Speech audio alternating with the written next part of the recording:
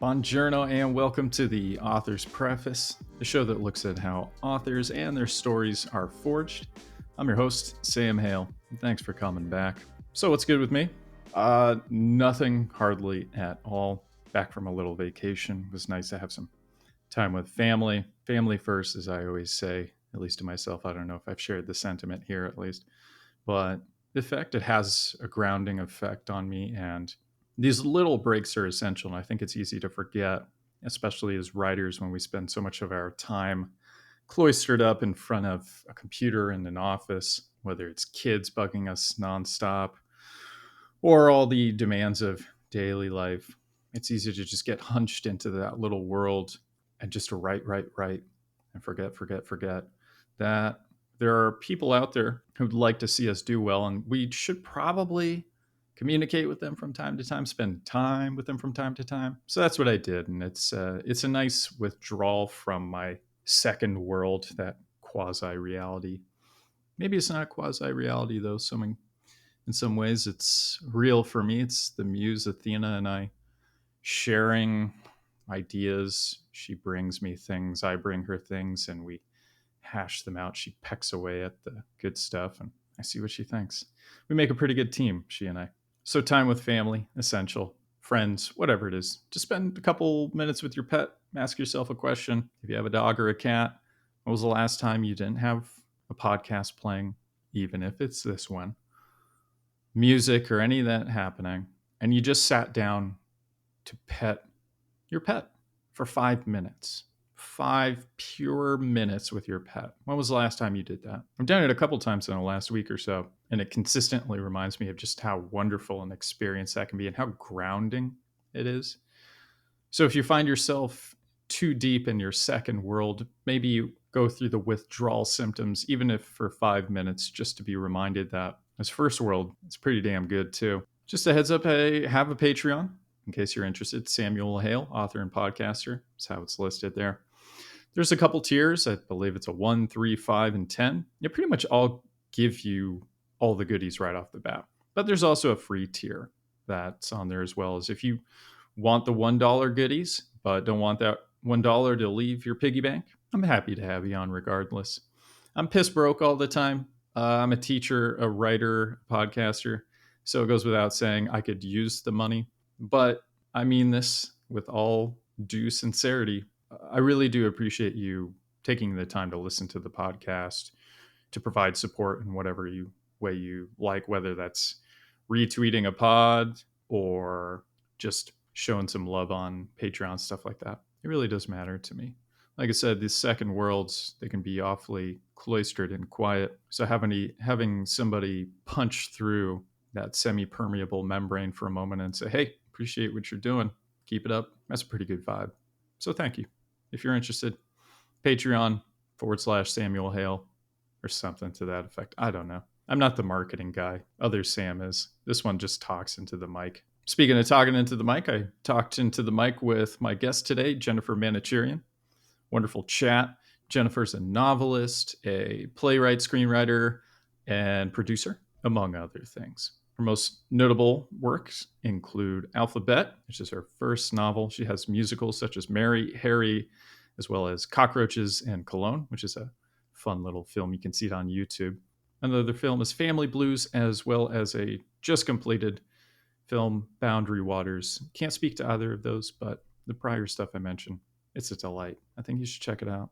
Jennifer's had a lot of experience working as a family therapist and divorce mediator. From there, she went into theater production, did that for many years while moonlighting and writing screenplays and musicals. She's currently writing a second novel, as well as getting Boundary Waters into festivals, and she's currently teaching screenwriting. Hobbies include reading, watching series and movies on cable TV, knitting, which we discussed, gardening, and cooking and entertaining for a large family every Sunday. I love that. Goes right back to family. Want to learn more about Jennifer? JenniferManocherian.net. She's on the Instagram, Jennifer Manocherian, Facebook, J Manocherian, LinkedIn, Jennifer Manocherian 2421855.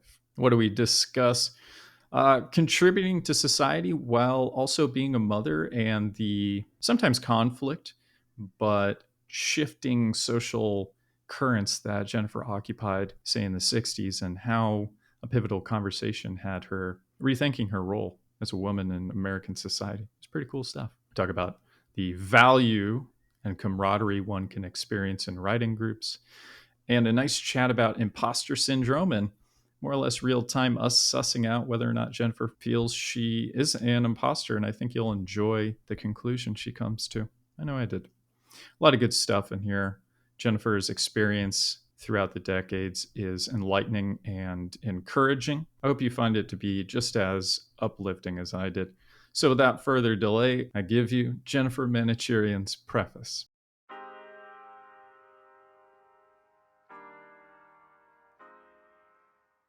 All right, and I'm here with Jennifer Manocherian. Jennifer, how you doing today? Good. Sam, how are you? I'm super duper. Thanks for asking. Thanks for making time to meet with me. I've got some big societal level questions for you, stuff about marriage too, because there's a lot to you. You've got accomplished quite a few things in your life, and I expect more in the future. We're gonna get to all that stuff, but first, why don't you give folks who missed it at the top the Cliff Notes version of who you are, publications, accomplishments, all that good stuff. Oh, my goodness. Okay. Who am I? I am a wife of a very long time. Before I was born, I was married, I think. Well, by the time I was 27, I had 4 children. And then I had a 5th, and then I stopped. But I have many grandchildren, and my family's very important to me, and it's very much reflected in pretty much everything I do. My writing tends to be source material. It's the source material as well as I write about family a lot in different ways. So I'm a family person. I was a daughter, no more. Well, I don't know. Are you no longer a daughter when your parents Yeah, are gone? what's the statute of limitations for I being don't a know. child? In my head, I'm a daughter. And I have 2 sisters, one older, one younger. No brothers, although with all these 23andMe's, I'm wondering if one day I'll find out I have a brother. Hasn't happened yet. The Cliff version. Well, I want to be quick about it, and I have a hard time being concise. But I am somebody who was born in an era where women really, basically, if you had a choice, you were a housewife, mother. And I transitioned during the women's movement, and I've been working ever since. I've been working for a very long time, and in all different ways, and a lot of it depended upon where my family was at a given time. I've had to work around that because 5 children's a lot of children.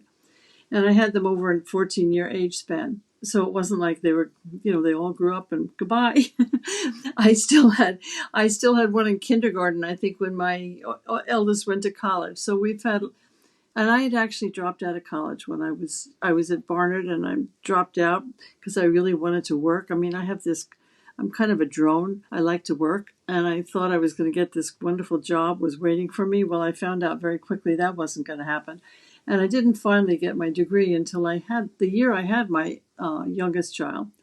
And then ultimately I got a graduate degree, and I've done a bunch of things in my life. So I'm a person with many book chapters in my life. And now my focus is primarily writing, although I do a little teaching, and I also am involved in a few boards that matter to me a lot. One has to do with getting people engaged in our democracy by voting, which everybody should do. And another one is called the Peace Studio, which is kind of aims at getting a happier, more understanding world in the broadest sense of the word. Those things matter to me. My days are very, very full still at my age. I love it. I love to hear that you haven't stopped. That's really encouraging. I love that. Well, it's part of what I think is that having at such a young age, I was so busy. With 4 children's a lot, and a husband and a social life, and I was involved in community stuff, and I just feel like I never stopped. It's just like I've had to multitask all my life, and it's just I've never reached a point. I'm blessed with good health. I've never reached a point where I have to stop, and I keep having things I want to be doing and great people to be doing it with. So I hope to always be able to be doing what I'm doing. I'm sure that's unrealistic, but I don't want to think about it. Why stop having a good time, right? Well, there's a lot of great stuff here I want to cover. I've already been taking notes as you were talking, just three different things just in that portion. Uh-oh. I'm gonna annoy you with all the questions here. I look forward to it. With the amount of life experience you have, I'm really eager to hear your thoughts on all kinds of things. Like we already touched on a couple things, but before we get to all that stuff, I'm champing at the bit here. But before we get to it, let's jump into your preface.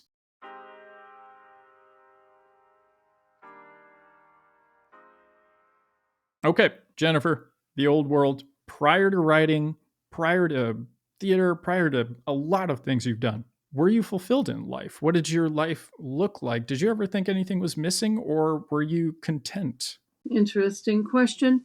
I think of myself in many ways. I don't know what it was called, the Shmoo or something. There used to be, it was Al Capp had invented it, who did Little Abner, the cartoon.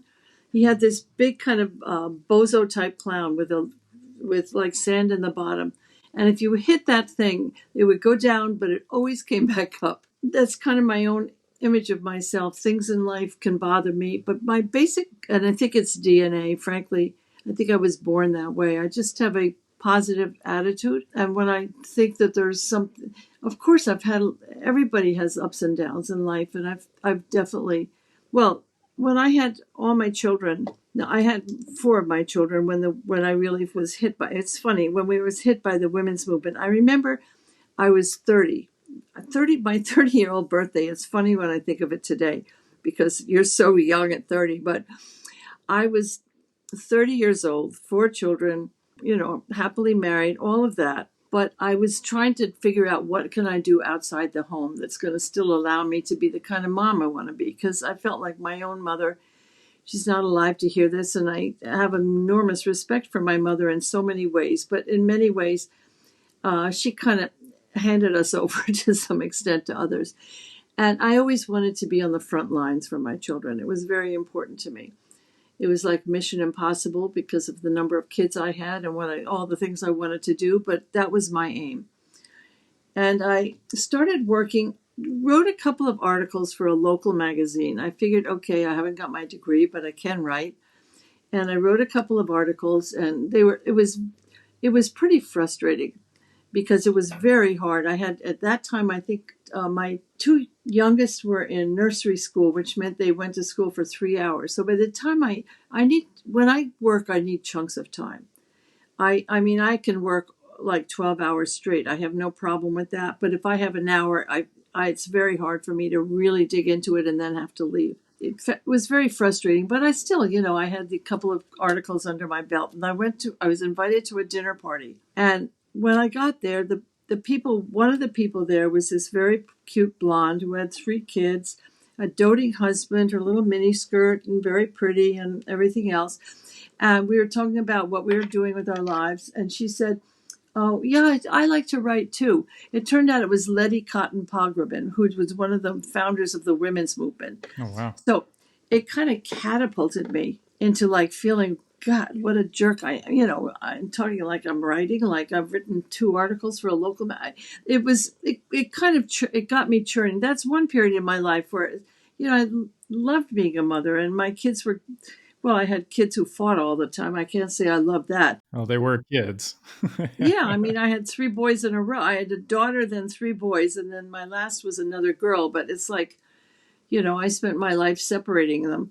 But it was what I wanted to be doing. So I wasn't going to leave what I was doing and kind of, do a U-turn on my main role, but I needed to figure out how to fit in some of the things that I felt would be a role outside the family where I wasn't just mom and wife. And so that was one period of time. And, I've had ups and downs in my life. And I also did a career change. I don't remember how old I was, maybe in my early 50s, where I went into theater as a producer. And it was very quickly, I understood that maybe it wasn't the best match for my life. I had walked away from another career where I had, degrees and some kind of a professional life. And I walked away from that, and I kind of burned my bridges. So that was another period where it was, I had to really sort out what I wanted to do. I didn't feel like starting over again. And so I stuck it out, but I also found other ways to satisfy my creative needs.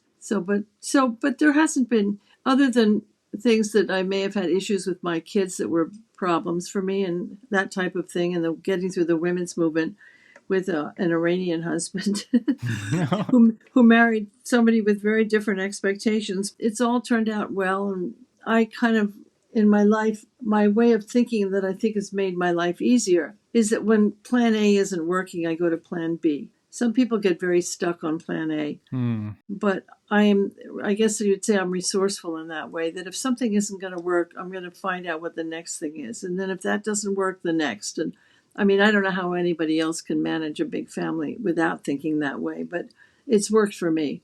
That idea of contingencies and redundancies, that's just wise living.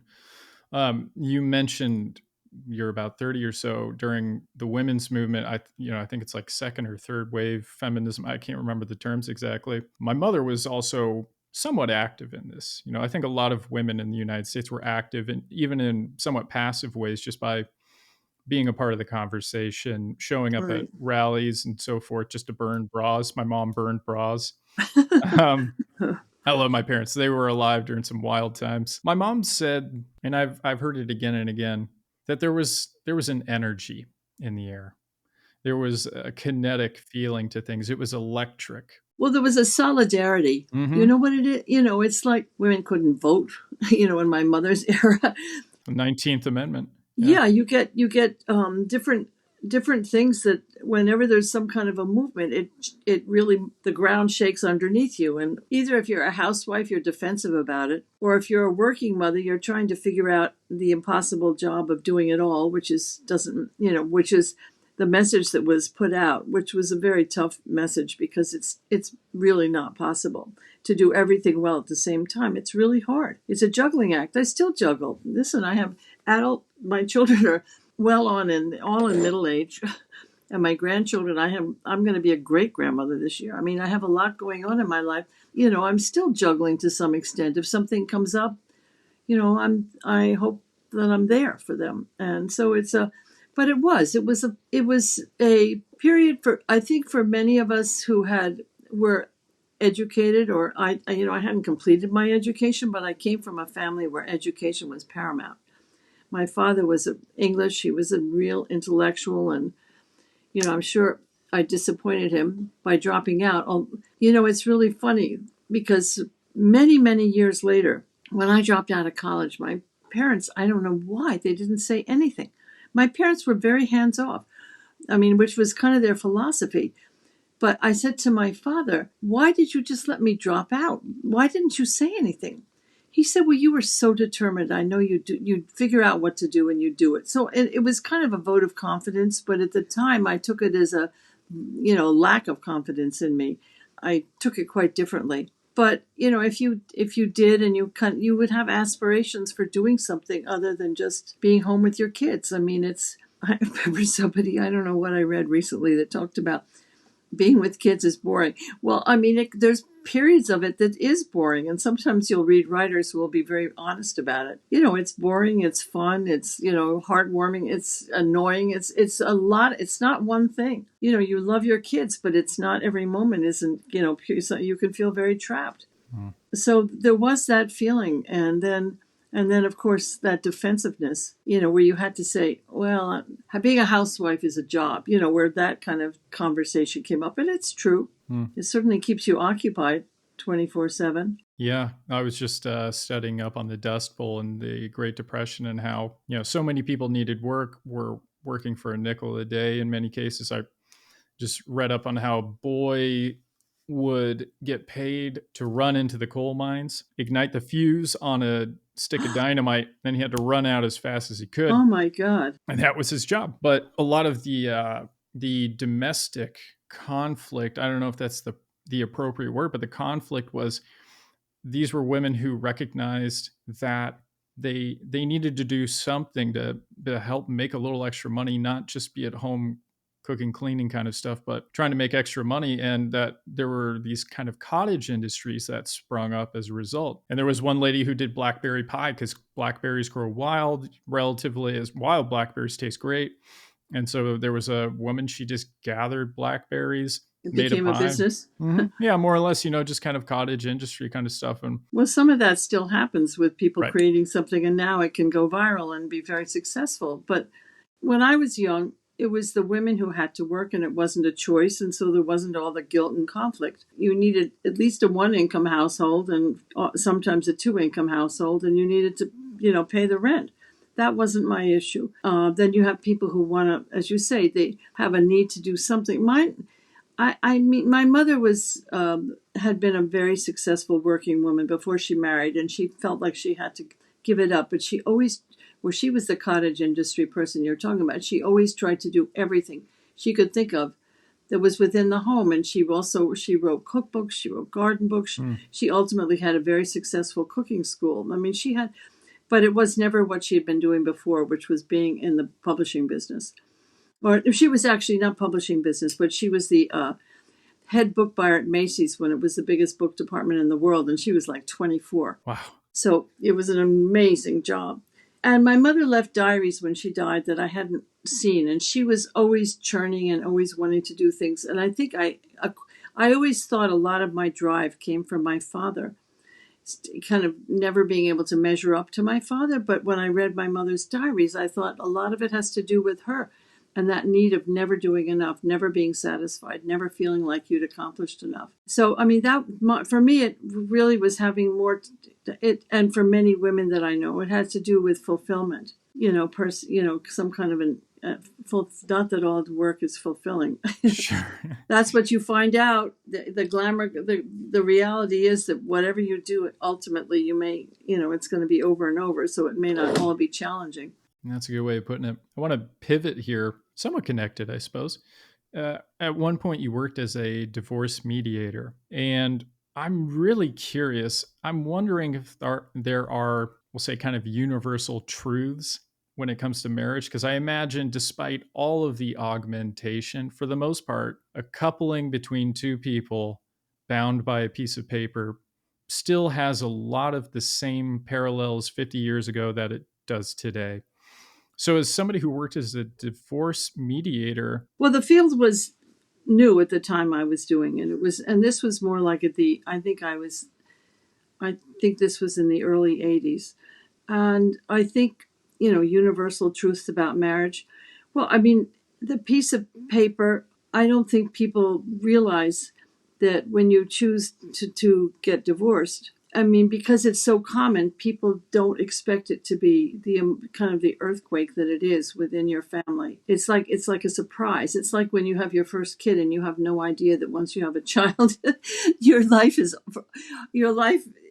totally changed. Yeah. And it's that same kind of lack of just not getting it, not understanding that. And very often people exchange one set of problems for another.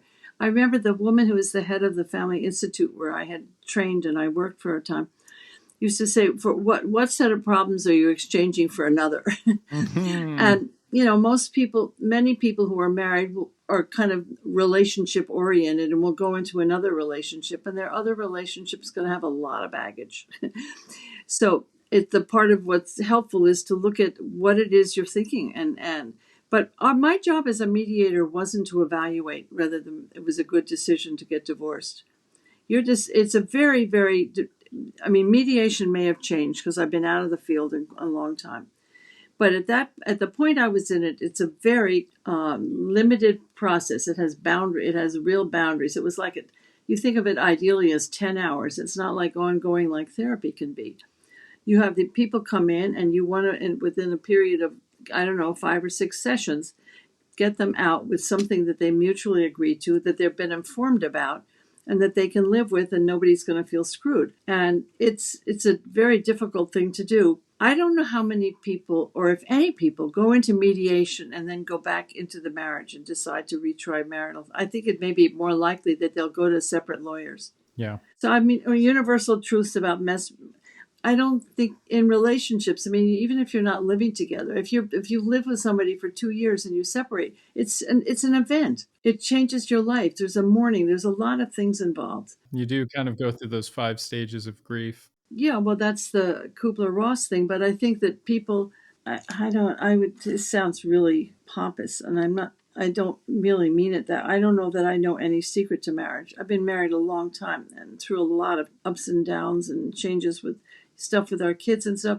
I think it's when you go into something with a real commitment of trying to make it work. Now, that doesn't mean it's always going to succeed, but it's an attitude thing where if you really feel like there are people who need to have the stimulation of new relationships all the time, it's fine. But it leaves a lot of bodies in its wake. Yeah, that's a good way to put it. And really, that was the question: was what kind of advice do you have for people who are thinking of getting married? Because I don't think people fully realize the contract they're signing. It has massive ramifications if it has to be broken. Whereas most people will pore over the fine print of a car's warranty, but most people just show up in Vegas for 20 minutes, get Elvis to sign the paperwork saying, yeah, ding dang do, you're married now. And then that's it. And then when it comes time to divvy up the possessions and decide alimony, all of a sudden people are, like I said, just gobsmacked by it. Well, I think that people, when they're ready, if they, divorce, if it's a long thing brewing for a long time and there's a mutual dissatisfaction, it's a whole different divorce.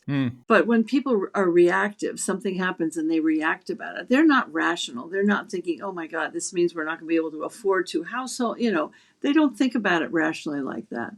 But I have to tell you, well, of course, there's arranged marriages also that work for a long time, but my parents met. My mother was 26 and she thought she was supposed to be married. She met my father, who was like this dashing Englishman, and he was, I guess, found my mother. She was very attractive and had this amazing job. And he proposed to her on either their first or their second date. Wow. It was during Prohibition, and my mother was impressed that he had a silver flask. And and they married 2 months later, and they were married until they died in their 90s, still together.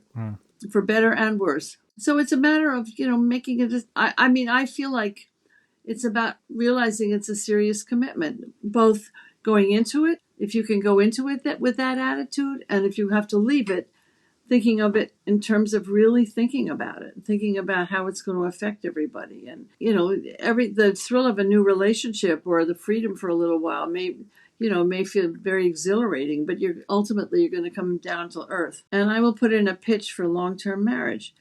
If you have a family, and even if you don't, there's something, you've had a shared life. You have a lot together. For us, we have a real family unit. We have the kids over on Sundays. It's like open house, and whoever comes. And in fact, I've gotten a couple of text messages while we're talking about a birthday party I'm arranging in early March for 2 of my grandchildren. And, we have something to share. You can only get it by being in there all that time. I mean, I'm sure other people, I'm not saying other people who have second marriages and, large clans and stuff, it doesn't work for them if they make it work. But I'm just saying there is a value in a long marriage where you have that comfort level and you don't have to keep, it's a comfort. It's a lot of good things about it, even if you want to kill your spouse from time to time. I can relate.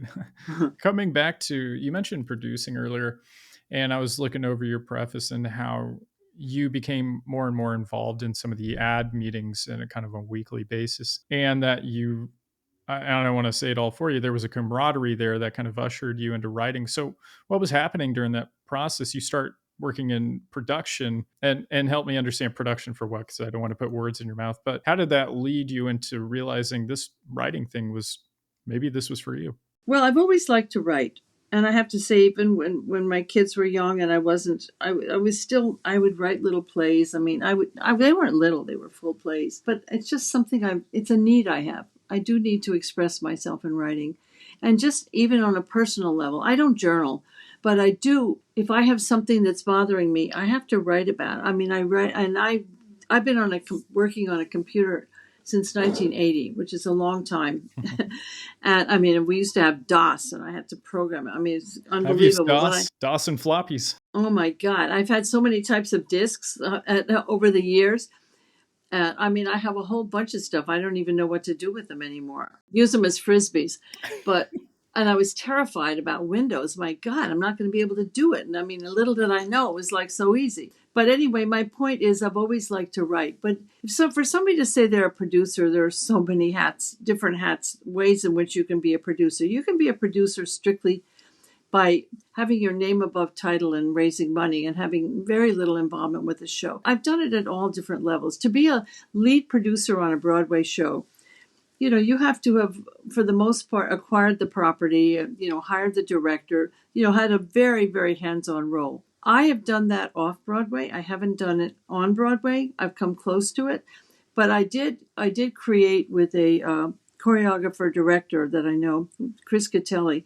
We created a dance musical, and we were hoping to come to Broadway, but that is the closest I've come. We did a production at the Old Globe Theater in San Diego. I mean, it was a big show. It had 10 different love stories told by 10 different very well-known theater writers, all done through dance, and it was all different dance styles from all across. It was an amazing thing. And Steve Flaherty, who wrote Ragtime and a lot of different things, had done the score for it, and it took years to do, and we had really hoped it would be Broadway bound, but it was very, very expensive, and ultimately we couldn't make that transition. But it had a great run, but that was the production in which I've had the most really hands-on role in making something happen. But you can be from hands-on, doing all of that stuff, acquiring the property, hiring the director, being involved with all the marketing, all the things pre and during rehearsal, after rehearsal, before anything begins. That's one you can call, and that's a real producer to me. A lot of people call themselves producers who have above title credits because they've raised a certain amount of money. And these days, the problem is it's so hard to raise money for things. I mean, musicals these days are typically between like $15 and $20 million. I mean, it's tough. It's a very tough thing to do. We've had 9/11, we've had COVID, we've had all sorts of hits that have made it harder and harder in the theater to raise money and to succeed. It was this tough business to begin with. And so the more people are above title, the less involvement there will be. So most people you'll be invited to the after opening meeting where you look at all the reviews and you try to decide what to do.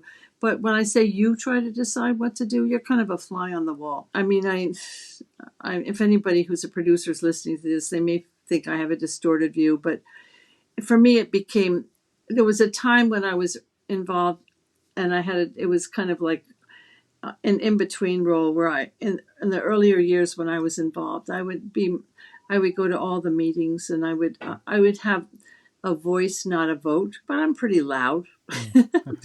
My voice is loud, and I felt involved, in a way that it became less and less an involvement. And as that happened, I became more and more involved in doing other things. In the early 90s, with my son, we wrote a movie, and I produced and we filmed that movie. It's still on Amazon Prime Video. It's called Family Blues. And that was quite an experience. And, it's exhilarating to be involved, very intimately in a production. And I've just done, actually, I did another movie this year. Well, actually, now it's in 23. We filmed it in Minnesota in May of 23 with an amazing director and team and everything else. We're trying to get into festivals. So that's where we are with that one. But, being hands-on, I also, during this time, I had written another movie with my son. And it was a pretty crazy plot. And we kind of decided it was never going to happen. So John, my son, he kept thinking, well, maybe it should be a musical. So I kind of made my own adaptation to a musical, because if it's going to be theater, you have to have less scenes, less locations, less characters. You really have to narrow it down. So I wrote a version of it, and I tried to get a book writer for it and a musical team. In the process of doing it, without going into detail, by default, I wound up being the book writer. And I found a composer team that I've been working with now. Actually, we're working on another musical. We've done a few things together, and we worked together really well. And it's almost like I moonlight because I was still producing, and I don't know that I'll never produce again, but I have never said I'm no longer involved in theater in that sense. But the musicals I've done have been, it's like you're going to a rehearsal room, you're part of the casting, you're part of, all of the decision making, and it's an exciting process to be in a rehearsal room. It's a very dynamic process, and it's very heady stuff. It's, you leave it, nobody can share what you share inside. It's like you come home and nobody knows what you're talking about. So it's like you have like that family group that you form whenever you do something. And it was a lot of fun. And we had maybe 2 or 3 productions, one of them in an off-Broadway theater in New York, of a musical we wrote called Mary Harry. And we wanted it to have a regional life, but nobody has heard of us. So my composers team is Dan Martin and Michael Biello, and we work together very well. And we have a director we're now working with, Bill Castellino, who worked with us on that production. And we decided, since it's so hard to get a regional production without real names involved, we're not Rogers, we're not Sondheim, we're not, it's tough. If we'd had a sustained New York run, we would have been able to, but we didn't have anything to brand us. We really didn't. So we decided to film it, kind of a hybrid form of it. And we did that in December of 2019, just before the COVID. It was amazing. We really lucked out. It can be viewed as a version of it can be viewed on streaming musicals and other places. If anybody is curious, you just Google Mary Harry the musical, and you can find it. It was done in such a way that if any regional theater looked at it, they could still see the bones of the play. And we didn't open it up. When I say hybrid, it was neither this nor that. It wasn't really a film in the sense that we didn't open it up the way you would otherwise. It was all contained. We did it all in a large rehearsal space. But, these experiences are pretty amazing. I mean, I really, it's hard to go back to be just sitting around a table. Mm-hmm. And we started working on another musical when COVID hit. And what happened was that it just we used to have meetings in my office, and our director, Bill, would be with us, and we had a big whiteboard. And we were really pretty moving forward and trying to figure out what this thing was and adapt it, do what we could with it. What I usually do, because what we do is we would work with a whiteboard and we would outline it, and then we would go back, and then we did it with, and I do this with whatever I do. I would do readings, get table reads, get actors around it, hear their reaction to it, which can be even more valuable. So we were working hard on it, and then, as I say, COVID hit, and we were kind of on pause. And actually what we did is we had decided to enter a short musical contest, and we wrote a pretty nutty short musical called Cockroaches in Cologne. It's a 15-minute musical, and we entered it in the contest, and then we decided to film it anyway, with not knowing if we got into, if we got anywhere with it, and I don't think we would have. But this little film that we did, and we did it during COVID, it was amazing. Everything was done virtually. We never even, the actors, it was about a couple meeting. It's like a date that turns out, a mistaken identity date that turns out to be a love story. And it's wacky, but it's fun. And we had to have a couple who lived together. We looked in our casting call, we were looking for any, we didn't care what they were, gender, color, anything, race. I mean, we just needed a couple who both could sing well and act well and had the right chemistry for the part. And the couple we got were terrific. And the way we did the costumes and hair, we interviewed them in their home, and they were showing us costumes, and she would play with her hair. I mean, even when we filmed it, we were not in the studio. It was filmed in the studio with the director, Tyler Milleron, and he had a little studio at the time in Harlem, and he had a green screen, and he had an assistant. So he was in a mask. The couple didn't have to be masked, but they had to be. First, they had to be talked through. This is where the bureau is going to be. This is where the bed's going to be. They had to be acting with almost none of the furniture and props in the room with them. Oh. It was all put in after. It was, and then we did the sets and everything on with a graphic artist in California. And the funny thing about this little musical is, and I think it's because of the title and because of the artwork, because the poster's very cute. We've gotten into so many festivals. We've had such a run with this show. We just got into another festival, and this is from almost 4 years ago. Anyway, so being part of a creative team, being part of a creative process, just became more and more where I wanted to be.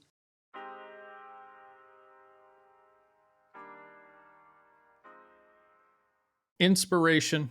I'm super curious to hear yours because it sounds like it's coming from a lot of different places. So for you, Jennifer, inspiration, I could say books, authors, pivotal events, but I mean, was it somebody you met during, a women's rights protest or something like that? Tell me, what kind of inspiration have you encountered that got you on the road to writing? Is this related to my novel? Because I don't even think we've mentioned it yet. Let's mention your novel, and then we can open it up. It's Alphabet is my novel. It's all over the place, and I have a website, just jennifermanocherian.net, where you can see whatever I've done. My inspiration, well, I've always had a need to create. My kids were little, and I was wallpapering their rooms and sewing dresses for my daughter and making curtains. And I mean, to me, is that called creative? 100% thing. I have a friend who paints models. I think that's creative. Yeah, I have a creative vision, and I just where it lands is what changes. But I feel like I always have a need to. I knit. In fact, I knit like a nut. I knit some very, very strange things, some objects. In fact, I've done that with lyricist Michael Biello of my musical. We have a couple of items that are on Etsy where he's done the heads, because he's an artist, and he's done these porcelain heads, and I've done the bodies. I've done some very weird things. I cannot sit without doing something. That's really, I guess, what it boils down to. I'll be knitting, or I'll be cooking, or I'll be, reading. I like movies. I'm just very arts oriented. And I think in terms of what I'm doing right now, I mean, I've always loved the entertainment business, which is what kind of brought me into it we were talking about people going into marriage blindly. I think I went into the entertainment business blindly. I didn't know what I was getting into.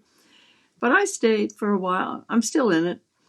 But the thing that got me with my writing is, I mentioned I wrote a movie back in the early 1990s, and then I've written a couple of other movies. And I do write screenplays, and I have another one that I've been working on for years based on a book that's the one that we just currently filmed. It's called Boundary Waters, based on a book by Lisa O'Donnell called Closed Doors, which was the inspiration for it. I had optioned that book. And a friend of ours is a writer, and she teaches. She was teaching groups at my local library on just story writing. It could be memoir, whatever. And I said, I don't know if I could write in narrative form. I don't know if I could. And she said, well, why don't you take this class and try it? I did, and I actually really loved it. I mean, I never thought I'm going to write a novel. And it wasn't like, one of my goals in life, because it didn't occur to me I could do it. And it was it was like climbing, what's the highest mountain in the world? Everest. Is Everest? Well, whatever it is, I wouldn't get to the first plateau. I didn't think I would. But I started writing, and I really got into it, and creating characters and writing characters. And then she said to me, there's Sarah Lawrence has a a writing institute, the Sarah Lawrence Writing Institute, which is near me, and they have an adult writing program. And she said, well, maybe you might want to think about teaching introductory screenwriting to people. And I got into that. And through that, it's like something I just got into, like piece by piece. And I got involved with a group. I developed a group of writer friends who are also teaching there. And we became kind of a writing group. There's about 5 or 6 of us, maybe more. And in the summers, every summer we go away and we write for like a week. It's amazing. It's like a little laboratory of writing. Yeah. When I started doing that, they all are published novelists.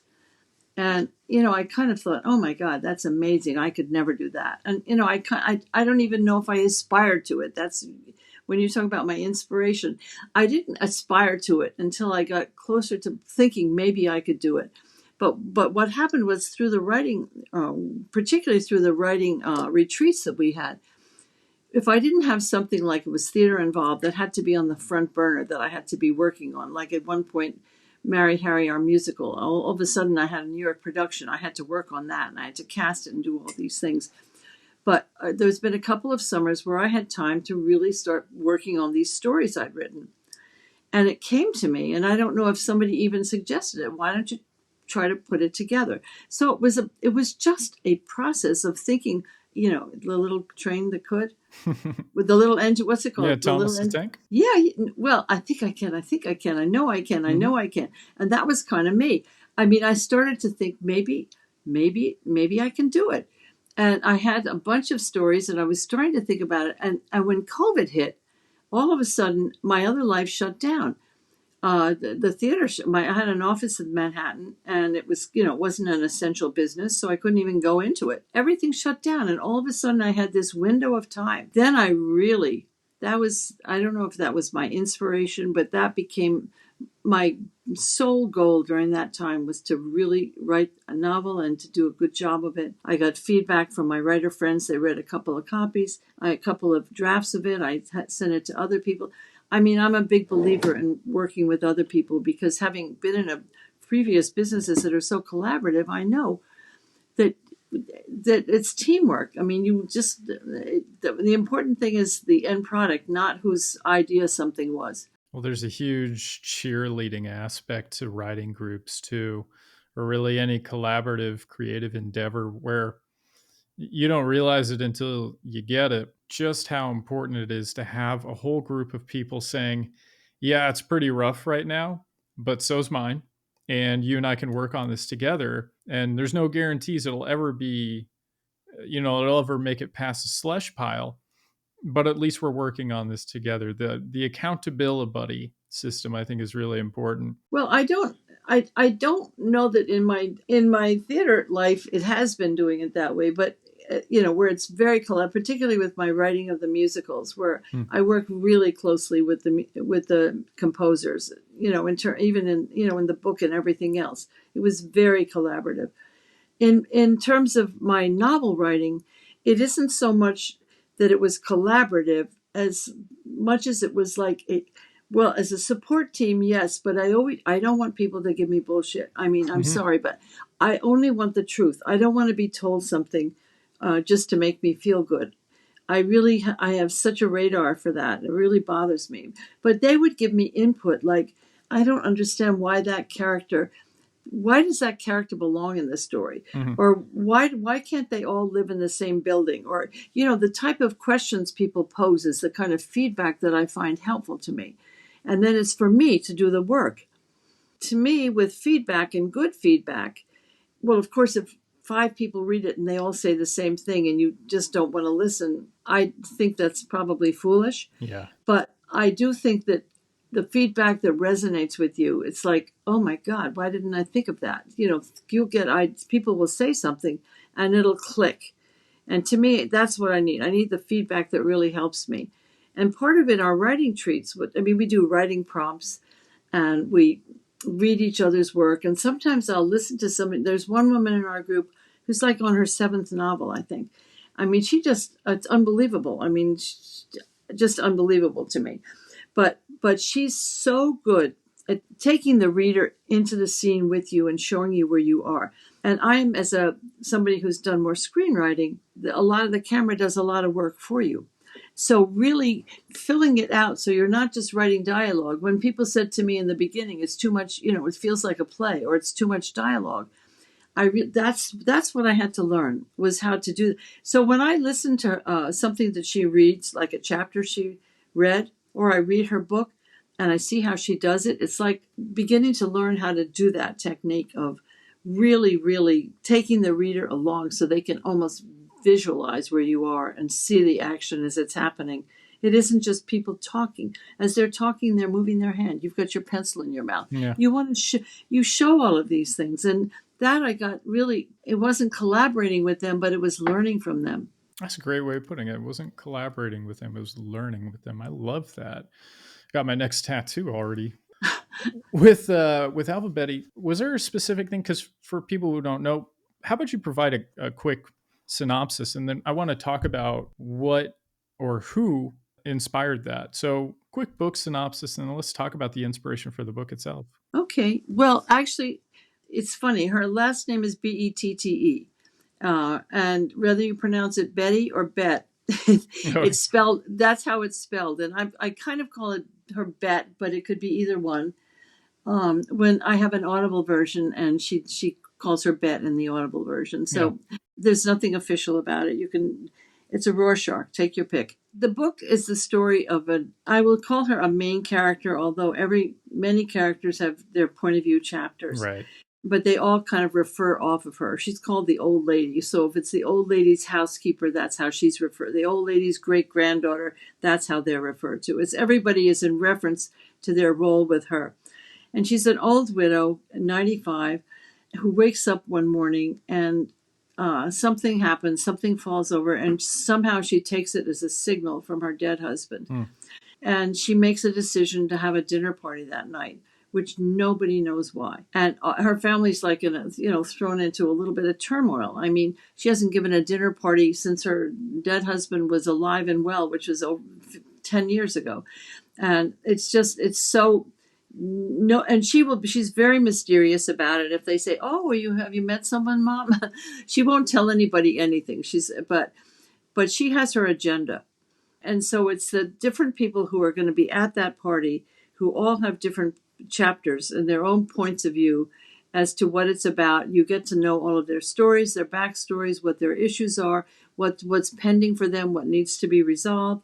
So that by the time they all come to the dinner party, you know who they are, you know what's at stake for each of them. The woman hosts it, she's still not that clear on what it's about. Nobody knows really until it's over. And there's also a medium who's introduced, but I don't want to say too much about her. So it's really many different stories, but all roads lead to Rome. I love that. I'm writing about ancient history, so you got some extra points there. So what inspired that? Because I don't mean this in a pejorative sort of way, but it's a very domestic story taking place in busy city, a lot of people with busy lives. We start out really with numerous characters rolling out of bed to bad news, rolling out of bed to step on dog shit. Like, it's a New York story. Yeah, it's people literally rolling out of the wrong side of the bed. So well, it's very much Upper West Side Manhattan. I mean, It's almost like another character. And in fact, I hope that the building itself her apartment is like a character too. Yeah, I like that. I like when environment is a character. Yeah, it's kind of rich in her history. She's lived a long, very rich life. Rich in the sense that she's well-read, traveled. She's had a very good life for the most part. All the other characters, she has a great-granddaughter who's very important to her, to whom she's close. She has a daughter she's very strong. I mean, alphabet, okay? She's alpha. She's going to be in control of her life as long as she has breath. And her daughter wants to think that she's helping to take care of her mother, but it may be the other way around.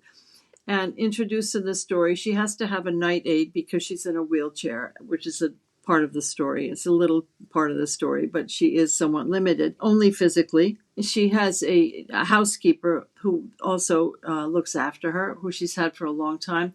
And then she has a next-door neighbor who's a very difficult woman, who's actually the subject of my next book. And then there's a young Iranian guy who lives in the building. His parents were there, and they had to leave to go to Iran for family reasons, and they weren't able to come back. So he's living alone in that apartment. Those are the main characters. There are a couple of sub-characters, but those are the main characters who you will get to know. They each have links.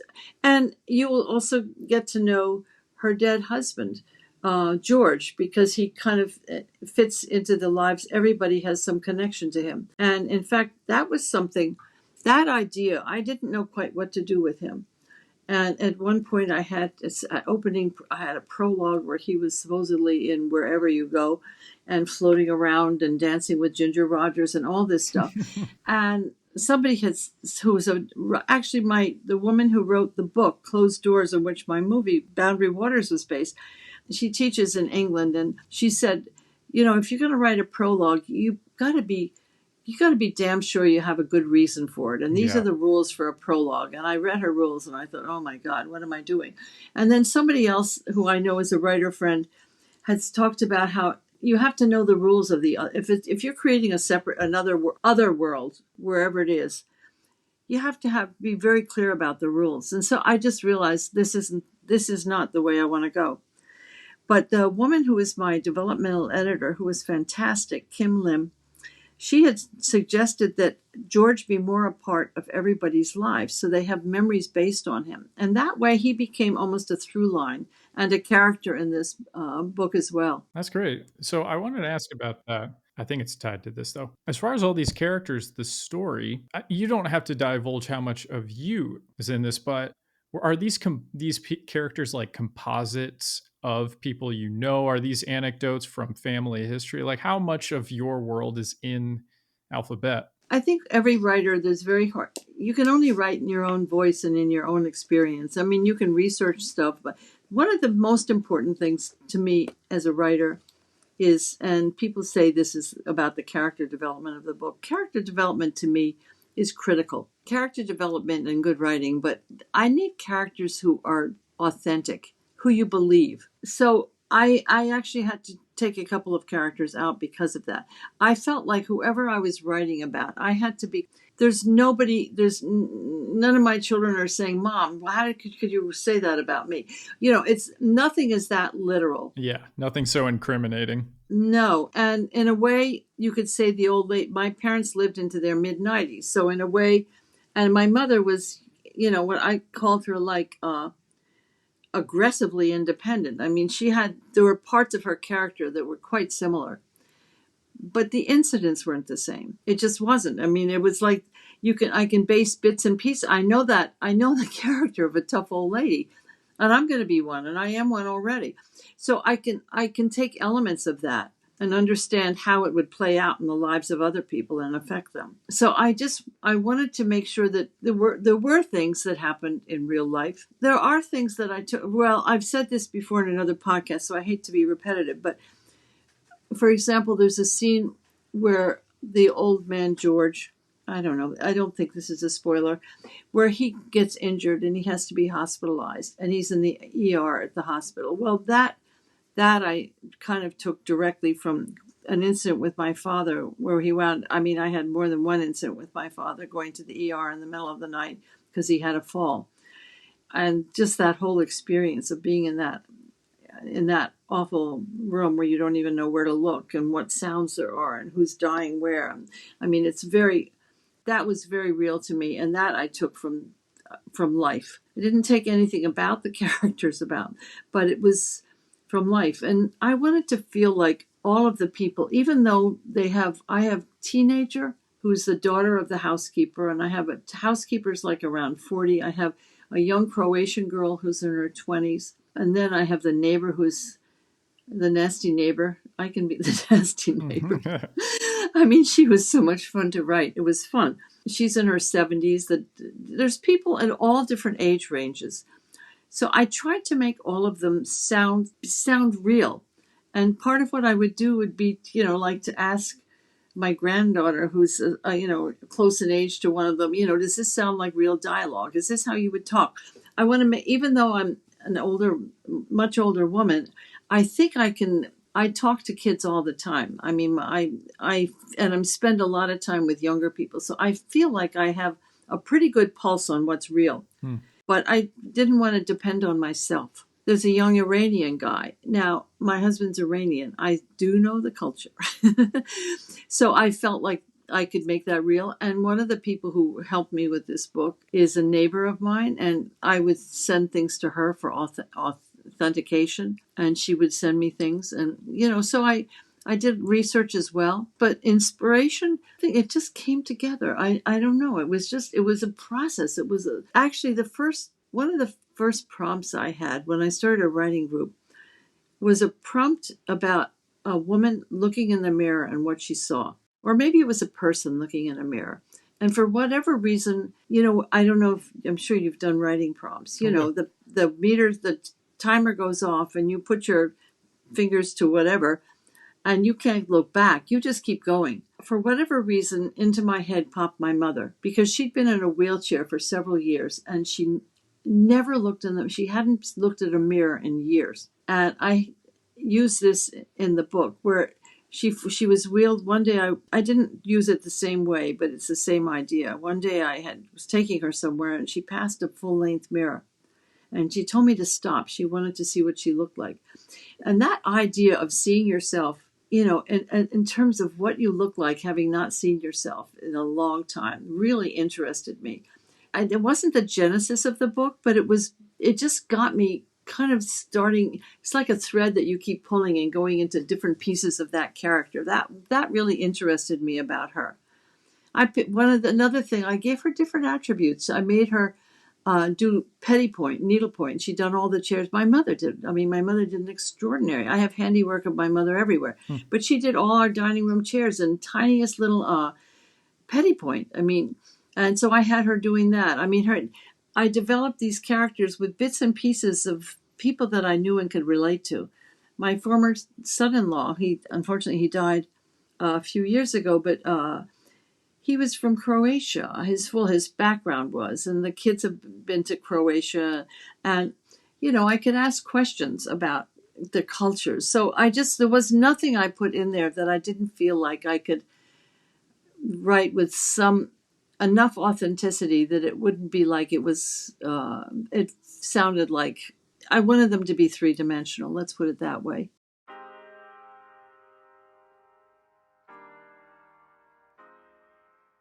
Okay, doubts, obstacles. You mentioned this collaborative aspect, a writing group, all kinds of cooperation, and just either rediscovering or discovering in a different way the enjoyment you have for these creative pursuits. So, were there any kinds of doubts or obstacles, Jennifer, keeping you from taking writing seriously, like this idea of writing a novel? Doubts, thy name is woman, something like that. Of course I have doubts. Unfortunately, it's just kind of part of my makeup. But you know what? It hasn't stopped me from doing things in life.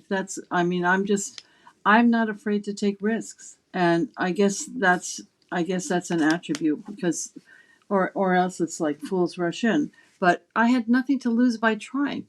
Many women my age will be, sitting in the rocking chair knitting.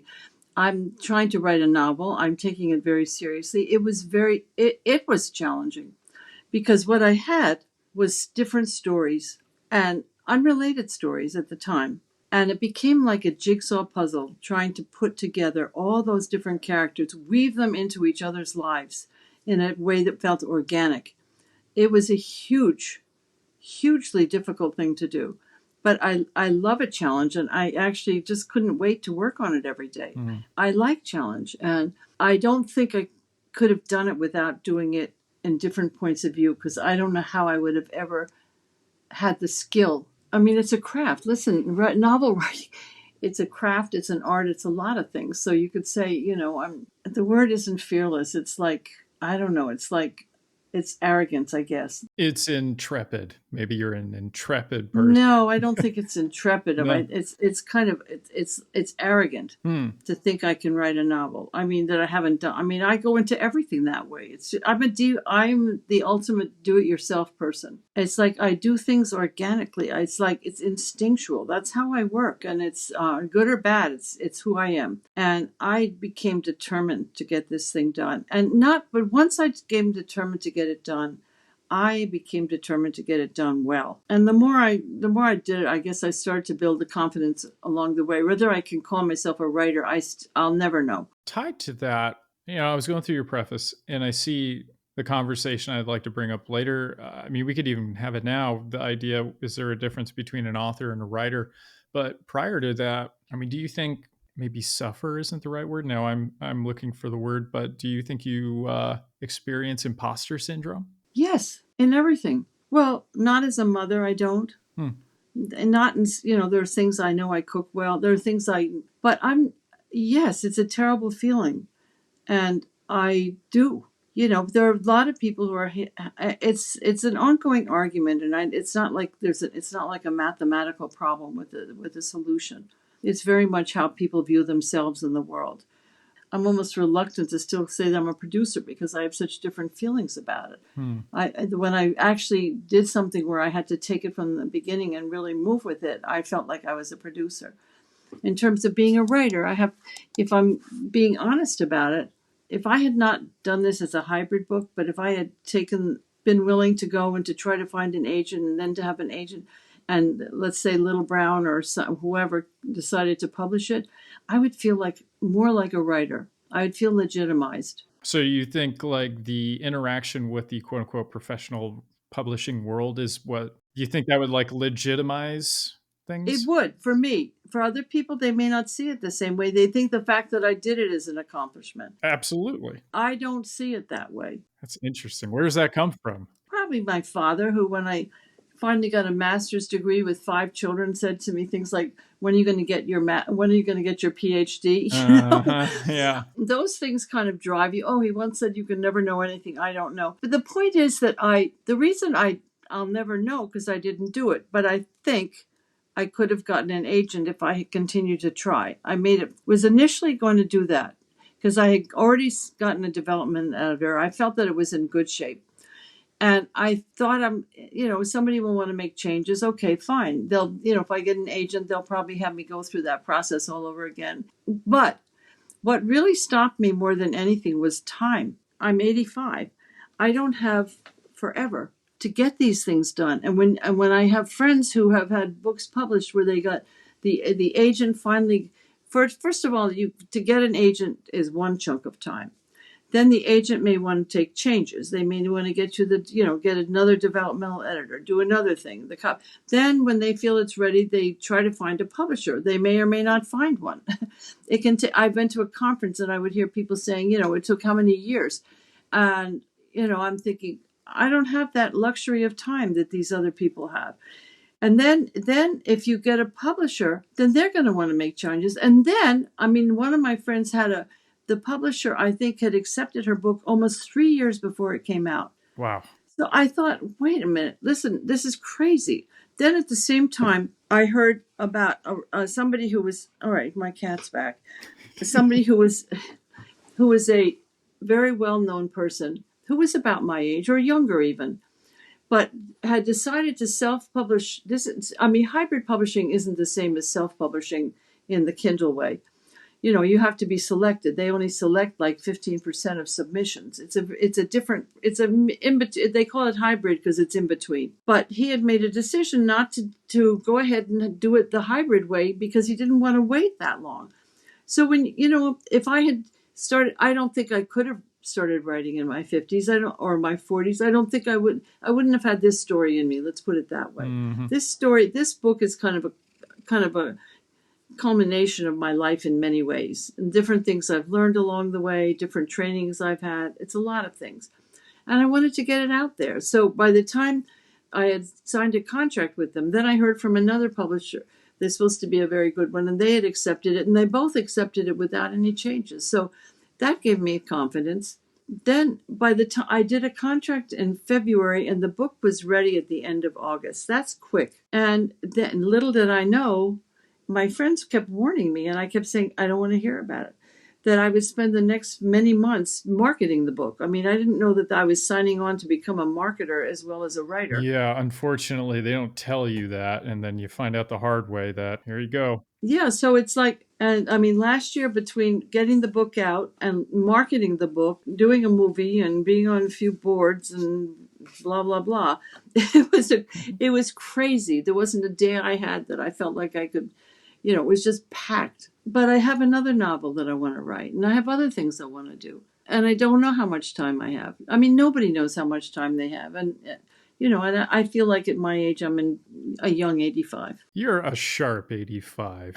You're sharp. I love it. But I'm still chronologically 85, which means that who knows, right? You never know. You never, all right, I could get hit by a bus, maybe. I don't have a heart attack, but I mean, I'm planning to stick around for a while, but I have too many things I want to do. So I just didn't want to wait. It's my impatience. I'm an impatient person. But the cost of it was not feeling the same legitimization that I would have felt otherwise. Tied to that, like I mentioned earlier in your preface, you asked a kind of rhetorical, but do you see a distinction between a writer and an author? Because to me, I think I've had this conversation on the show before, but to me, a writer is someone who writes, and an author is someone who writes and got published. But ultimately, they're both writers. Like the through line there is strong enough that whether or not you get published is kind of irrelevant. Do you see a difference between writer and author? And if so, why is that?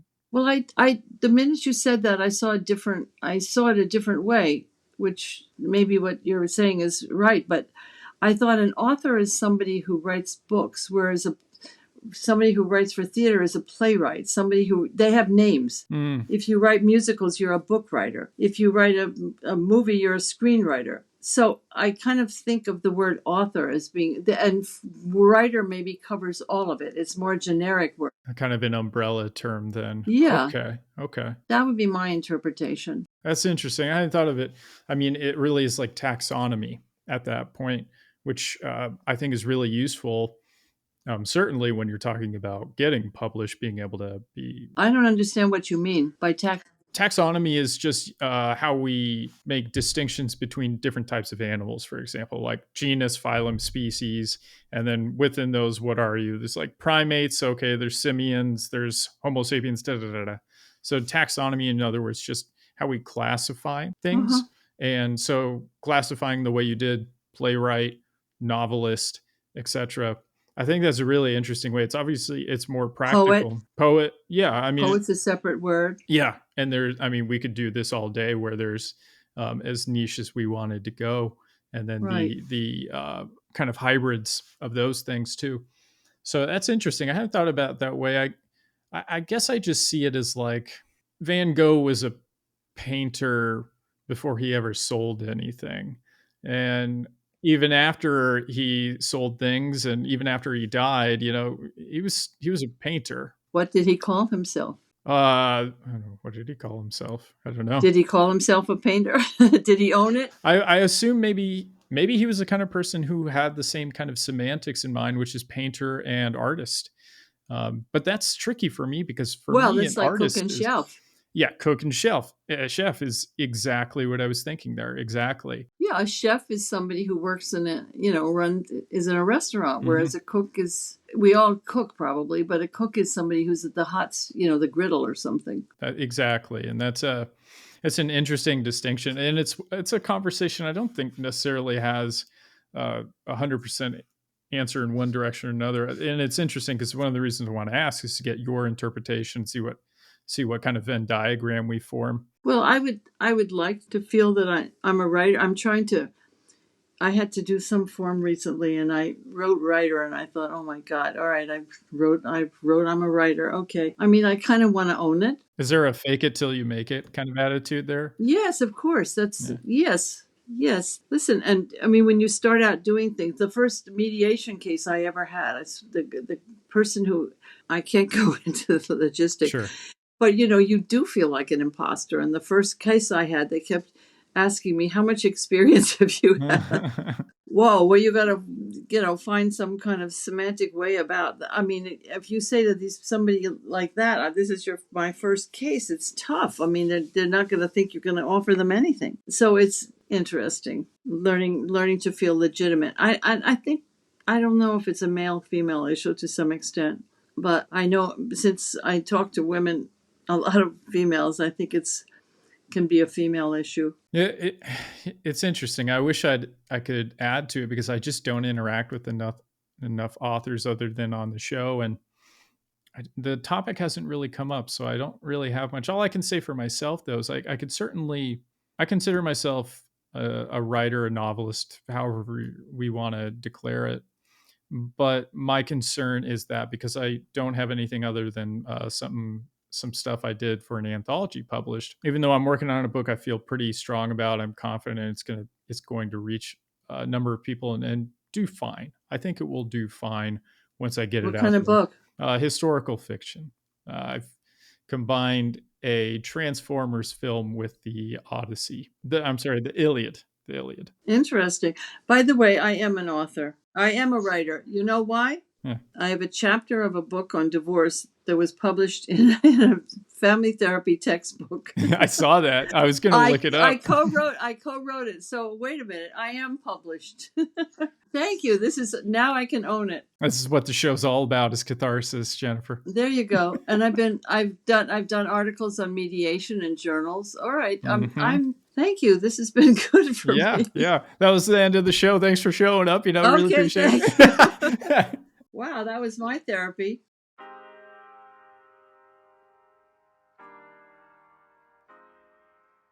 Baby steps, looking at the story, the composite image, the people, the inspiration, all the things that are coming together here. When you actually sat down to write this thing, you said it was, this is a process. And I love that, writing is a process, not an event. And as you finally sat down to write this thing, I thought you were going to say this damn thing. I usually say to myself, I got to write this damn thing. What was going through your head? What was the process like once you really started taking baby steps into it? Well, this isn't so much about doubts, because at the time I wasn't thinking it was going to be a novel. Part of it was honing my stories. That would be some of it. And I don't know if I think I had to have been, I think it was my decision to write it from different points of view, because I didn't know any other way to do it. So that wasn't intimidating for you? Well, I think it made it a lot easier for me. Sure. I don't know how I could have done it otherwise. But I had one of the people in my writing group, she gave me a chart, and it killed me, but it was very good. And it was a chart where you put down all your, you go through all your chapters and you figure out who the characters are. And since mine was like the different characters, I'll put, Beth's chapter. She's in chapter 1. How many pages is it? Then she's in chapter whatever. How many pages? So figuring out how many words and how many pages each character got, kind of almost charting it, and who's in those scenes and how do you move it together? And then looking at that, and it's an amazing process where this is part of, what I got from other people. And at this point, this was before COVID. So I don't even know if at that time, I honestly have to say, I don't think I could have ever done it if I hadn't had that time to do it. I would have just kept working at it, and until I was at my last breath. But, I would see that, oh my God, this person has way too many chapters, or this person doesn't have enough. So trying to balance it, that type of, I don't know if it's a step, but it's like when you get to a certain point where you can then be looking at it with that clinically.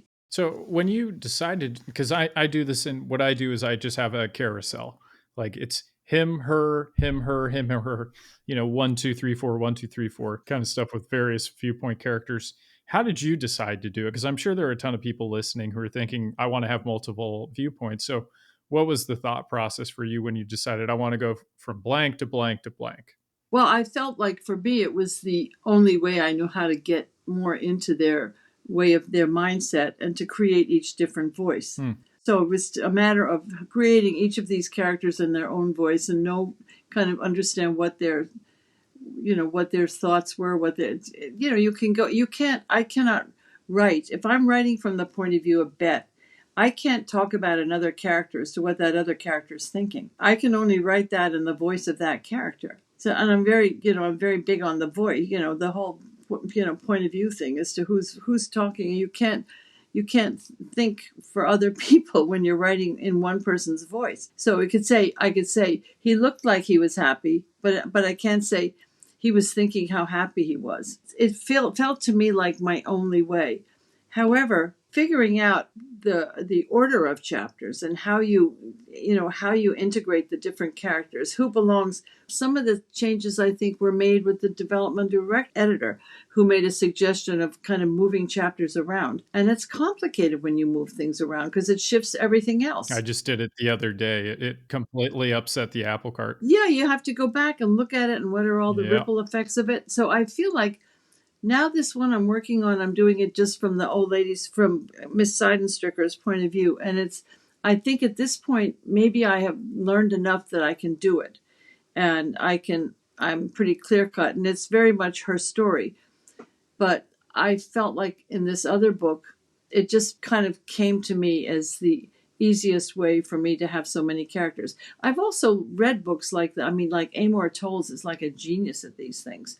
I don't know if you've read any of his books. No. Oh God, he's the Lincoln Highway, Gentleman in Moscow. I've heard of Gentlemen in Moscow. Oh, it's wonderful. I love that book. It's just a wonderful book. And other Barbara Kingsolver sometimes writes from different points of view. I don't know. Maybe some people don't like it. I mean, one of the people I had spoken to was an agent at a conference I had gone to. It said that those types of books are not that commercial these days, and I don't know. I think it's about the writing. I mean, I don't know. I hear that with every genre all the time. Like everybody says that. Well, it didn't alter what I was doing. Let's put it that way. Yeah. I just felt like with each person, see, by the time you get to the dinner table in my novel, you really have to know all the other characters and what's at stake for them. As I say, I just either I didn't have the skill to do it or the imagination or whatever, but it just came to me as this is how I have to do it. And then trying to do it and do it right and then finding other links. I mean, I kept it's like you keep finding other ways to link them and little things. I mean, it was hard, I have to say. I worked very hard on doing all of that. Did you feel like your experience in playwriting, screenwriting, production, all those things, did you feel like that gave you a kind of head start though? Did that make its way into the writing process, make things a little bit smoother? I don't think so. I feel like I'm pretty good at writing dialogue that's natural. That I think I just was there. I don't feel like I took that from that experience.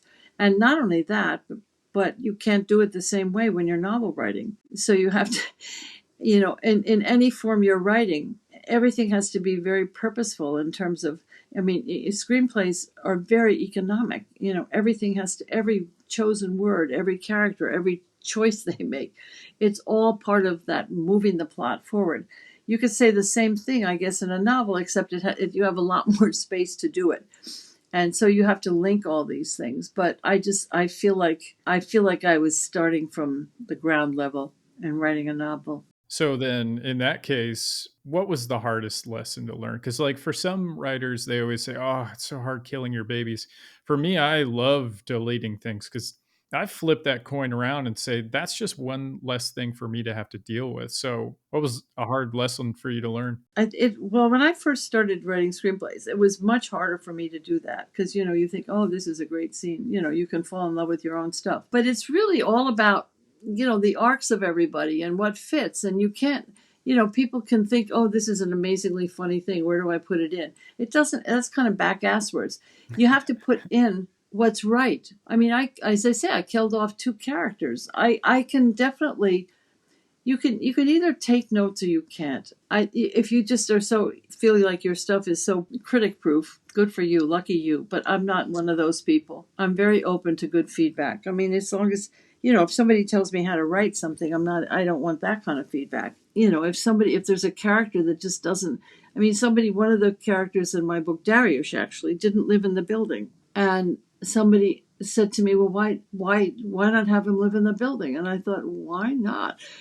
So I had to go back and incorporate a lot of things in order to do it. But I just feel like I think every genre you write in is different. Maybe I was too flip in saying there's nothing I brought with me. Of course, developing characters and figuring out how, there's obviously in writing, there are certain kind of general rules that apply to whatever particular type of writing you're writing in. So, of course, the more writing I do in whatever I'm doing, I'm going to have something that will apply and I'm going to take with me. But writing a novel was just quite different for me.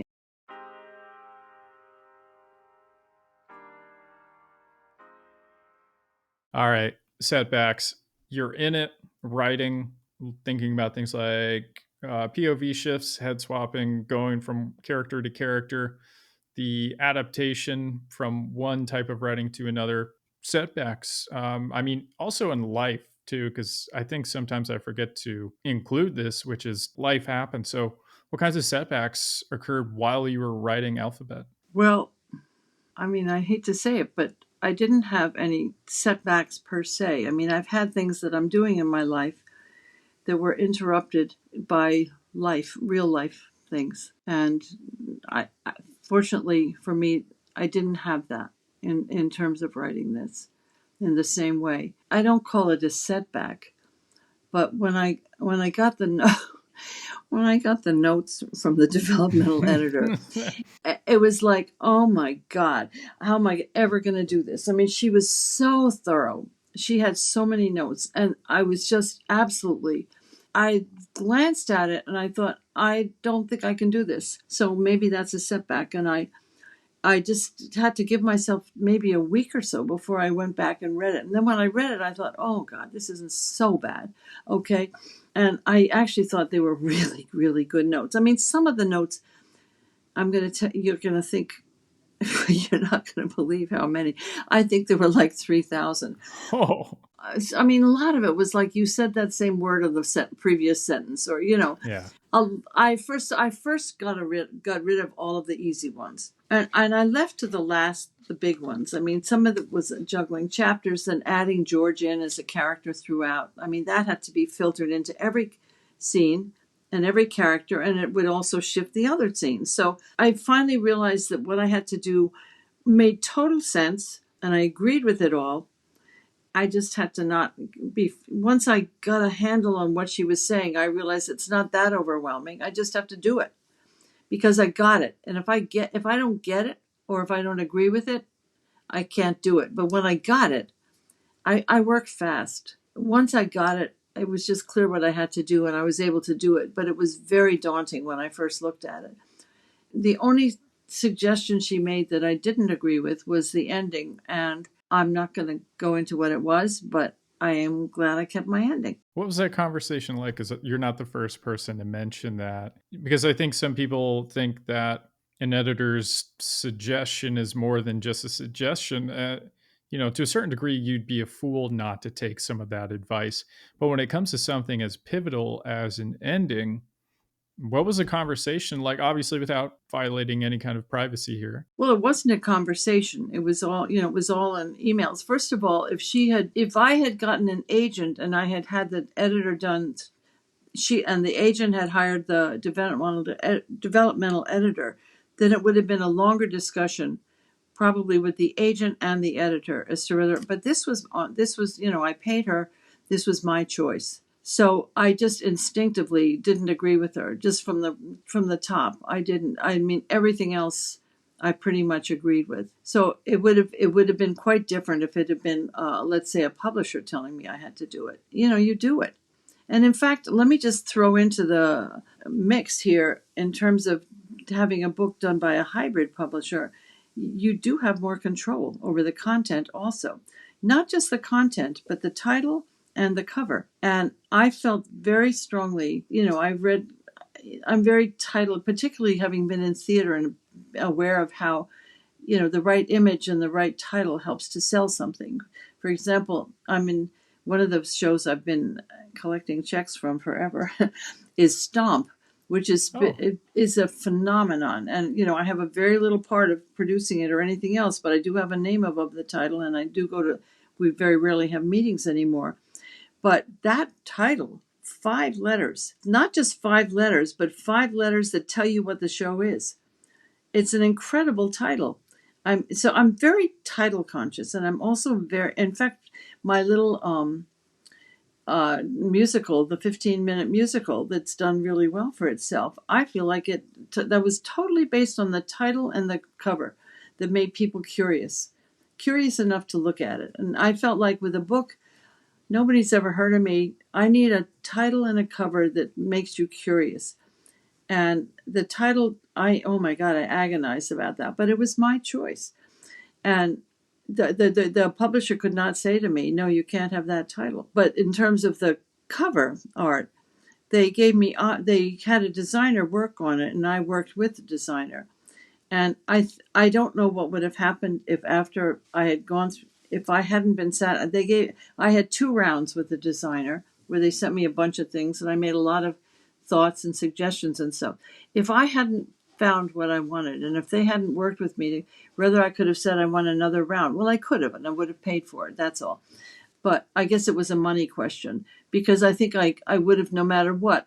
It's my book. I had a right to get the cover that I felt was a saleable cover. And I think I got a good cover.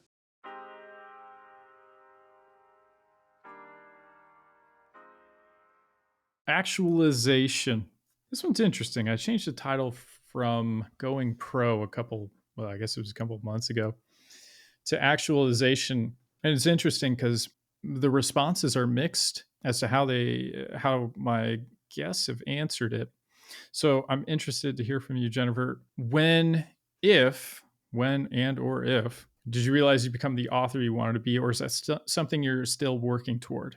Well, now I'm going to contradict what I said about confidence, but I feel like I'm on the right track. In doing this second novel, I would say I'm a third to a half of the way through, and I know what I want to be doing. And I've been writing it almost like chronologically in terms of, on the page. I haven't gone back and read it, and then I'll probably think it's a piece of crap.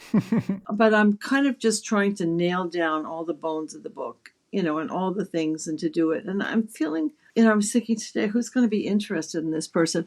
I don't know. I am. Maybe I just have to feel satisfied with, satisfied enough with what I've done. I'm a very fussy reader, and I have a certain voice. It's funny. I had a student that I'm not going to work with because she wants to write a novel, and I don't have the audacity to say I could teach somebody how to write a novel. But she had been in another class of mine, and she sent me a sample chapter. She'd written wanting to write a book, and she had such a distinctive style.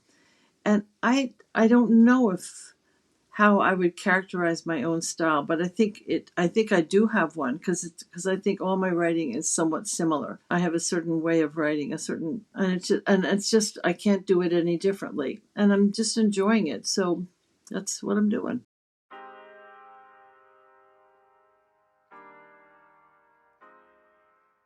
We started out with a lot of cool stuff in your past that's coinciding with US history in interesting ways. And thanks for sharing that.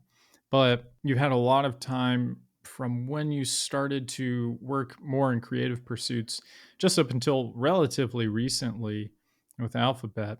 What kind of person are you today? How are you different today compared to pre COVID? But even if we want to go back to, I don't know, 1960s, 1970s, how are you different today compared to who you were in the past? Well, I don't know if this answers your questions, but one of my sisters is, I shouldn't tell her age, but she's several years older than me. And my other sister's a couple of years younger, and we had a Zoom today. And we try to do it from time to time because my older sister now has Parkinson's, and so the days where we would take trips together and stuff are over. I was saying, God, we sound like these awful people who talked about the good old days. But I guess I am different in that, I don't know if I would say I'm more serious. I am really concerned about the world we live in. It's just a big part of my thinking. It's funny, this was in two different conversations today I had about, instead of at night watching the news and seeing who's been shot, going to like YouTube and watching some old comedy show. It's like needing to have something to alleviate the pain of today, because it's just the world. I've lived through so many periods of time, but everything is. When I was about 10, I think we got our first television. I grew up without TV. And even then, maybe the Korean War was partially televised. I was too young to care or know. But certainly the Vietnam War was, and you'd see this stuff. But my God, today on your iPhone, you can see a beheading of somebody. Yeah. What's going on in the world right now, the violence, the wars. The rules of war just strike me so funny. How can you have rules for a war where you say, I'm going to come and empty your hospital, we're going to come and kill you? I'm very, very preoccupied by the state of the world. It bothers me a lot. I'm troubled by it because it's not going to be my life. It's going to be my grandchildren and my great-grandchildren. I'm worried about the environment. I'm worried about the violence. I'm worried about women's rights. I mean, there's so many things to be, well, I mean, I don't want to get political, but I'm worried about our democracy, so I won't say any more. But so I feel like when my writing is an escape, but I think about these, and I have come when I'm with people. This is what we talk about often, and what we can do about it. I'm trying in my small way, to do what I can about things like that. So I think in that sense, I'm different. I mean, the technological world. What did I grow up in? I don't know what I would call it. I don't know. Oh, the women's. There were changes. There was the women's revolution. The sexual revolution. But the electronic. This age, like with AI and stuff, it's so scary to me what lies ahead and how. And one of the things that's happened, this is for a lot of people my age, I'm trying to keep abreast. And I don't always, but I'm trying to, because I like to contact, I like to feel like I can talk with my grandkids and know what they're talking about. But the world of AI and the things that are going on, it's just so mind-boggling. So I just feel like we're in a world and disease, this damn COVID. It's like my husband remains very fearful of it, and we live in this world where there's oh my God, I'm really sounding depressing. I'm sorry. But I don't think I ever was so preoccupied by all the challenges and burdens of the world that we live in and worry about it. That the sense of what can happen and the ugliness of it, the ugliness. Listen, if during the Holocaust we saw what was happening, I don't know how it would have been different. Let's hope it would have been. I think about that. Absolutely. Yeah, man's inhumanity to man, and what turns people into monsters. I mean, what is it that enables people to be so ugly and to be so awful with each other? What makes people hate each other? I don't know how I grew up with an open mind, but I did. I mean, I grew up in a pretty claustrophobic suburban community where not everybody thought that way, but I think my parents exposed me to a lot. And I just think that I really worry about the world in a way I never did. So in that way, I'm different, and I don't know how it's reflected in my writing. It isn't at this point. Yeah, based on what I read, it wasn't, and that's No. what I appreciate too, is because I think the reliability of escapism in literature is diminishing. And I see, especially publishing at larger scales, politics coming before story, which is a shame because I want a good story. I don't care who it comes from. I just want a good story, and help me get out of this for a bit. One of the reasons I do the show and keep it pretty apolitical is because I can't find places that don't dabble in it to some degree or another. And even I'm Yeah. guilty of doing it in the show too. I'm certainly guilty of this crime. No, but it's nice to talk about writing and to think about other things, and to look for joy in life. I mean, in the small things, there's nothing we can do about so many things. Yeah. And so to just try to not get really bogged down by it. I was going to say something about, with what you said. I had to make a decision because I was writing this book in the midst of COVID as to when to place the book. I think every writer has that challenge now, because if you write it before COVID, it's a different book. Because it was it was a worldwide problem. There's no culture that hasn't escaped it. And so I chose to go ahead a few years to 2024, thinking by that time it would be out of it wouldn't be something that every goddamn conversation has to be about. Right. Oh my Lord, it was so boring. It really was. But that was a choice, and it's an interesting thing. I mean, people choosing your time frame is so interesting in terms of when you do it, because the last 10 years, shall we say, have been so filled with different changes that you really got to cherry pick where you decide to place your time, because it's two different books depending on where you place it. Total pivot here, but I want to look at the silver lining, though I don't think it's entirely connected. Why should people knit? Well, I read a book called The Knitting Sutra. It's like our yoga. First of all, you start with yarn, and you start with needles, and you end up with a product. I'm making, well, I can't tell you what I'm making in case anybody listens because it's a surprise. But it feels good to make things for people. It also keeps you occupied. You have to sometimes, particularly if you're working on a pattern. I mean, most of the things I make I make bears that I give away to children in different settings. I've done, I don't know, a few hundred bears that I like to give away to children, and I can do them in my sleep. And I do them because I love designing. So as I'm doing it, I'm thinking about what colors do I want to use? How am I going to do this? It takes you away. It takes you away from just what we're talking about. It's related to what we were talking about. It's an escapism. If you want to do it while you're talking about politics, you're going to screw up your knitting. I mean, I lose my patterns, I drop stitches. You just can't do the two together. So it keeps you focused on something that's kind of mechanical, but it has an end product, and you can feel good about it, and you can make it as a gift and give it to somebody. I don't think I ever knit for myself. I knit for other people. If I see one of my grandkids wearing a sweater I made, I like that. I've made chemo caps for children. I feel good thinking that maybe this will make they're bright and they're fun, and maybe they'll give them a smile, So that's why you should knit. And in fact, I've heard of, I know that I heard of local church that has Sunday classes for kids who want to knit. It's not male or female. I mean, it can be whatever. Yeah. And there's school classes. So I read about a 5th grade class where they teach knitting. So it's just good to occupy yourself with something positive.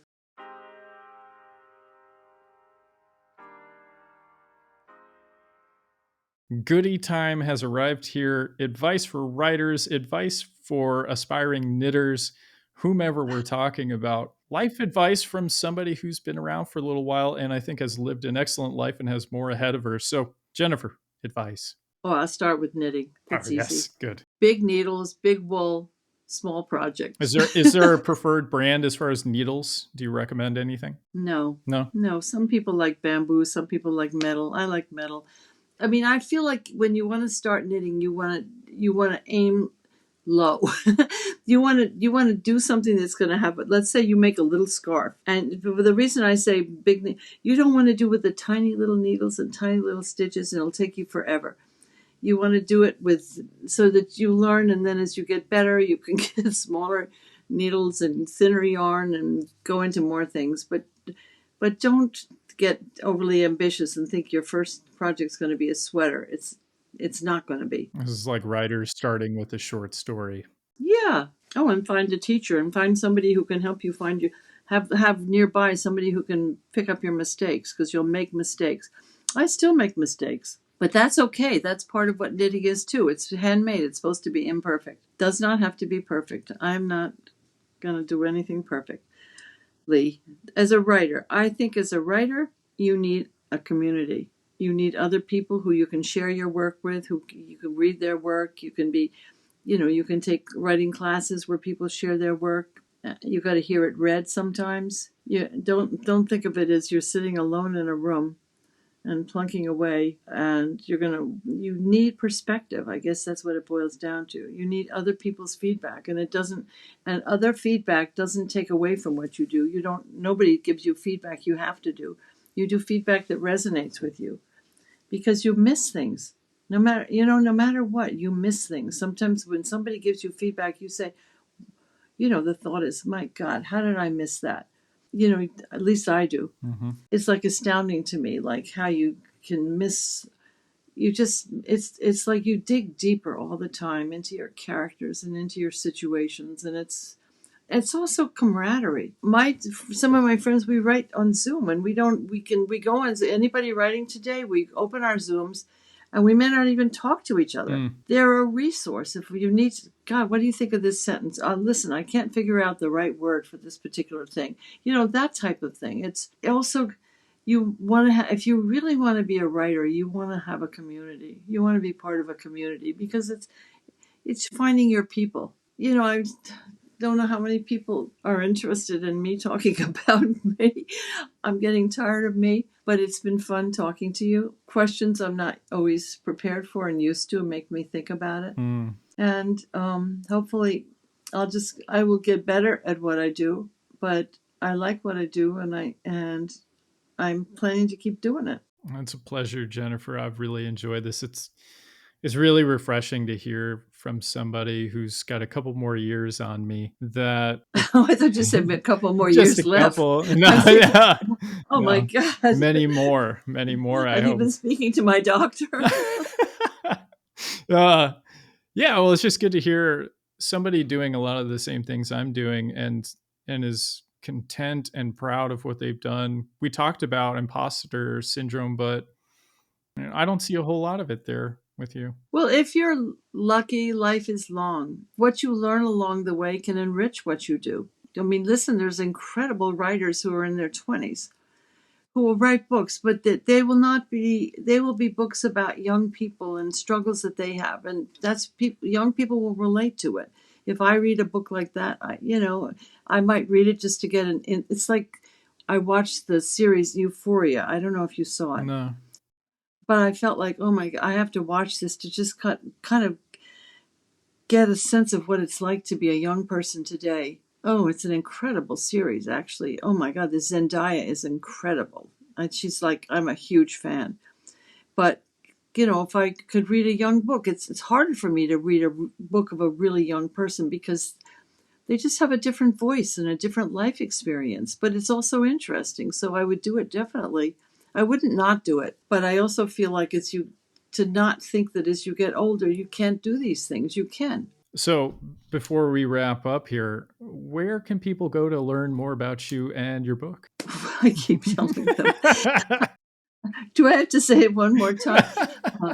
I could say it for you, JenniferManocherian.com. All right, say it for me because I'm embarrassed at this point, but I appreciate it. Yeah, JenniferManocherian.com, correct? No, .net. .net. Okay, .net. And my book is on you can't find it in a bookstore because it's the hybrid books are not, they're paperback, ebooks or Audible. I got an Audible copy too. And I really enjoy the Audible copy, by the way. The woman who narrated it did an excellent job.